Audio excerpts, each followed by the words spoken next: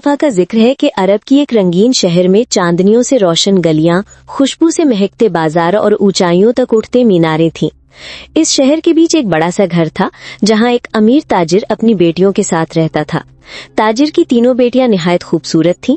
बड़ी बेटी की अदाओं में शोखी और शान थी, दरमियानी बेटी की आंखों में सोच और गहराई छुपी थी और सबसे छोटी बेटी की मासूमियत और नरमी देखने वाले के दिल को छू लेती थी।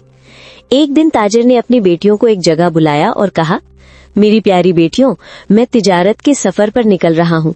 तुम मुझे बताओ कि तुम्हें कौन सा तोहफा पसंद है। पहली बेटी ने मुस्कुराते हुए कहा, अब्बा जान, मुझे एक ऐसा ताज चाहिए जो चमकते हीरे और मोतियों से सजा हो। दूसरी बेटी ने कहा, अब्बा जान, मुझे समंदर की गहराइयों से एक जादुई आईना चाहिए जो मेरी खूबसूरती भी दिखाए और देखने वाले का असल चेहरा भी। तीसरी बेटी ने नरमी से कहा, मेरे प्यारे अब्बा जान, मुझे तोहफे में एक स्कारलेट फ्लावर चाहिए। ताजिर ने तीनों बेटियों की फरमाइश दिल से सुनी और उन्हें वादा दिया कि वो सब कुछ लाएगा। अगले दिन सुबह ताजिर ने अपनी बेटियों को अलविदा किया और 7 दिन तक वापस लौटने का वादा किया। लड़कियों ने भी अपने वालिद को अलविदा कहा। फिर वो अपने सफर पे रवाना हो गया। ताजिर रेत और धूल भरी सहरा के मुश्किल रास्तों पर चलता रहा, मगर एक दिन अचानक सहरा में तूफान उठ खड़ा हुआ। हर तरफ आंधी, रेत और मिट्टी छाई थी। ताजिर घबराया, लेकिन सामने उसने सहरा के बीच एक हरा भरा सब्ज और शादाब इलाका देखा। वो तूफान से बचने के लिए उस तरफ चल दिया। जब ताजिर ने कुछ और कदम बढ़ाए तो आसमान से बर्फ गिरनी शुरू हो गई। ठंड इतनी सर्द थी कि उसने सोचा कि मुझे रात गुजारने के लिए कोई पनाह ढूंढनी होगी। कुछ देर चलने के बाद उससे सामने एक शानदार महल नजर आया। वो महल चांदनी की तरह रोशनियों से चमक रहा था। दीवारें जुगनुओं की तरह जगमगाती थीं। ताजिर की थकन और ठंड उस लम्हे भूल गई और वो दिल में हैरत और शौक लिए सीधा उस रोशन महल की तरफ चल पड़ा। ताजिर ने महल का दरवाजा खोला और धीरे से अंदर दाखिल हो गया। अंदर जाकर उसने देखा कि हर तरफ गुलाबों के रंग बिरंगे और खुशबू से महकते फूल खिले हुए थे और यहाँ बर्फ का नामो निशान भी न था। जैसे ही वो महल में दाखिल हुआ, उसने देखा कि एक बड़ी सी मेज पर हर किस्म के लजीज और मजेदार खाने रखे हुए हैं, जैसे वो उसी का इंतजार कर रहे हों। ताजिर भूख से निढाल था। उसने जी भरकर खाना खाया और फिर ऊपर कमरे की तरफ चला गया।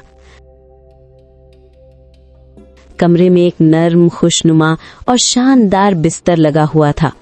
ताजिर उस पर लेट गया और इतनी सुकून भरी नींद सोया जैसे सालों का थका हुआ हो। अगली सुबह जब उसकी आंख खुली तो उसने अपना सफर दोबारा शुरू करने की तैयारी की, मगर जैसे ही वो महल के बाग में आया, उसकी निगाह एक ऐसे फूल पर पड़ी जैसे देखकर उसका दिल रुक गया। वही खूबसूरत स्कारलेट फ्लावर जिसकी ख्वाहिश उसकी सबसे छोटी बेटी ने की थी। उसके पत्तों पर कीमती रूबी और सब्ज एमरल्ड के पत्थर जगमगा रहे थे। ताजिर ने धड़कते दिल के साथ फूल के करीब जाकर उसे हैरत से देखा और फिर उसे तोड़ लिया। लेकिन जैसे ही उसने फूल को छुआ, आसमान में बिजली चमक उठी और अचानक उसके सामने एक दहशतनाक बीस्ट नमूदार हो गया। बीस्ट की घुर्राती हुई आवाज गूंज उठी, किसने जुर्रत की मेरे बाग से मेरा सबसे खूबसूरत फूल चुराने की? ताजिर ने घबराए हुए लहजे में जवाब दिया, आका, मैं सफर में तूफान में फंस गया था, इसलिए इस महल में पनाह ली। ये स्कारलेट फ्लावर मेरी सबसे छोटी बेटी की ख्वाहिश थी, बस इसलिए मैंने इसे तोड़ा। बीस्ट ने सख्त आवाज में कहा, ये फूल ले जाओ, मगर इसके बदले तुम्हें वादा करना होगा कि तुम्हारी बेटियों में से कोई एक अपनी मर्जी से यहाँ आकर मेरे साथ रहेगी। ताजिर के पास इस शर्त को मानने के सिवा और कोई चारा न था। वो दिल भारी करके फूल लेकर वापस निकला और कुछ सफर तय करने के बाद अपने घर पहुँच गया। उसने अपनी बेटी को स्कारलेट फ्लावर दिया। छोटी बेटी की आंखें खुशी से चमक उठी, लेकिन जब बाकी बहनों ने अपने तोहफे के बारे में पूछा तो वालिद ने उन्हें बीस्ट का सारा किस्सा सुना दिया। बड़ी और दरमियानी बहनों के चेहरों पर गुस्सा उभर आया और उन्होंने कहा, ये सब इसी की वजह से हुआ है, इसी को बीस्ट के पास जाना होगा। सबसे छोटी बेटी ने नरमी से कहा, अब्बा जान, मैं ही बीस्ट के महल जाऊंगी। अगली सुबह वो रवाना होने लगी तो वालिद ने उसे एक घोड़ा दिया और आंसुओं भरी आंखों से कहा, बेटी, ये घोड़ा तुम्हें बीस्ट के महल तक ले जाएगा। तुम परेशान मत होना, मैं तुम्हें जरूर एक दिन वहां से बचाने आऊंगा। छोटी बेटी ने प्यार से अपने वालिद को अलविदा कहा और दिल मजबूत करके सफर पर रवाना हो गई। घोड़ा तेज रफ्तार से दौड़ता हुआ उसे सीधा बीस्ट के महल तक ले आया। लड़की जैसे ही महल के अंदर दाखिल हुई, उसकी निगाह सामने खड़े बीस्ट पर पड़ी। बीस्ट की गहरी आवाज गूंजी, क्या तुम अपनी मर्जी से यहाँ आई हो? लड़की ने जवाब दिया, जी मैं अपनी मर्जी से आई हूँ। बीस्ट ने उसे देखा और कहा, तो फिर मेरे साथ चलो। लड़की उसके साथ चलती गई और बीस्ट उसे एक बड़े रोशन और निहायत शानदार कमरे में ले आया। ये उस लड़की का अपना कमरा था। उस रात लड़की ने वालिद और बहनों की याद में डूबकर खाना खाए बगैर ही बिस्तर पर सो गई।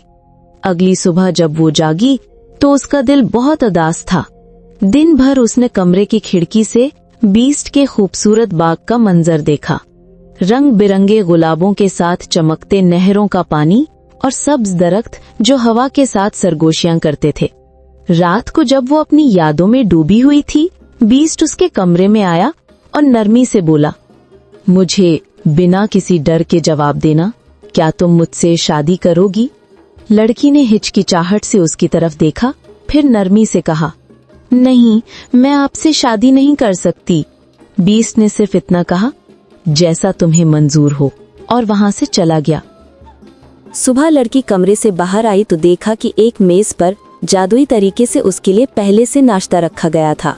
उसने नाश्ता किया और थोड़ी देर बाद उसके कानों में एक खूबसूरत म्यूजिक की आवाज गूंज उठी। उसने देखा तो सामने बीस्ट पियानो बजाता नजर आया। लड़की धीरे से उसके पास जा बैठी और चुपचाप उसकी धुन सुनती रही। शाम को लड़की बाग में चली गई। हर तरफ खूबसूरत गुलाब थे और दरख्तों पर मीठे सुनहरी फल थे। लड़की इस हुस्न में डूबी हुई थी कि अचानक बीस्ट सामने आया और उसके लिए बाग के बेहतरीन गुलाबों का एक शानदार गुलदस्ता पेश किया। लड़की की आंखें खुशी से चमक उठीं और उसने गुलदस्ता कबूल कर लिया। लेकिन फिर रात होने से पहले बीस्ट ने फिर वही सवाल दोहराया, बिना किसी डर के मुझे जवाब दो, क्या तुम मुझसे शादी करोगी? लड़की ने जवाब दिया, नहीं, मैं आपसे शादी नहीं कर सकती। बीस्ट का चेहरा उदास हुआ, मगर वो फिर भी मुस्कुराया और कहकर चला गया, जैसा तुम्हें कबूल हो।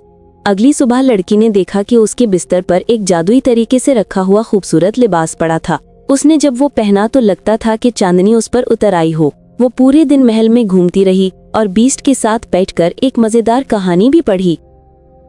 मगर उस रात जब बीस्ट उसके पास आया तो उसने देखा कि लड़की उदासी में डूबी हुई है। बीस्ट ने प्यार से परेशानी की वजह पूछी तो लड़की ने कहा कि मुझे अपने वालिद और बहनों की बहुत याद आती है, काश मैं उनसे सिर्फ एक दफा मिल पाती। बीस्ट ने कुछ देर चुप रहकर उसे एक अंगूठी दी और कहा कि इसे रात को सोते वक्त पहनना। सुबह जब तुम आँख खोलोगी तो अपने वालिद के घर होगी, लेकिन याद रखना तुम्हें सिर्फ 3 दिन रहना है। तीसरी रात 12 बजे तक तुम्हें वापस आना होगा, वरना मैं तुम्हारी याद में मर जाऊंगा।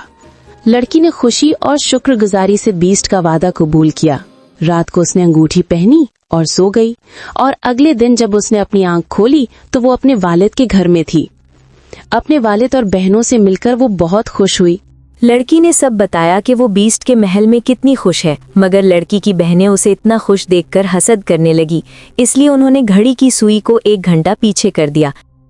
तीसरे दिन रात को लड़की ने वक्त देखा तो 12 बजने में 1 घंटा बाकी था। बहनें उसे रोकने लगीं कि थोड़ी देर और रुक जाओ, मगर लड़की ने कहा कि मुझे बेचैनी हो रही है, इसलिए मुझे जाना चाहिए। उसने अपने वालिद और बहनों को अलविदा कहा और बीस्ट की दी हुई अंगूठी पहनकर कमरे में जाकर सो गई। जब वो बीस्ट के महल पहुंची तो देखा कि बीस्ट बुरी हालत में बाग में गिरा हुआ है, जैसे उसकी याद में मर रहा हो। लड़की ने बीस्ट को आवाज दी, मगर वो खामोश रहा। लड़की रोने लगी और कहने लगी, आपसे दूर रहकर मुझे अंदाजा हुआ कि मैं भी आपसे बहुत प्यार करती हूँ, मैं आपसे शादी करने के लिए राजी हूँ। ये अल्फाज कहते ही अचानक जादू होने लगा। एक चमकदार रोशनी ने बीस्ट को घेर लिया और वो एक खूबसूरत शहजादे में बदल गया। शहजादे ने लड़की को बताया कि बरसों पहले एक जादूगरनी ने उस पर लानत की थी जब उसने जंग में उसे शिकस्त दी थी। फिर उसने लड़की से कहा, क्या तुम मुझसे शादी करोगी? लड़की ने खुशी से जवाब दिया, हाँ, मैं आपसे शादी करूंगी। कुछ दिन बाद शहजादे और लड़की की शादी हो गई और उस दिन के बाद से वो हमेशा खुशी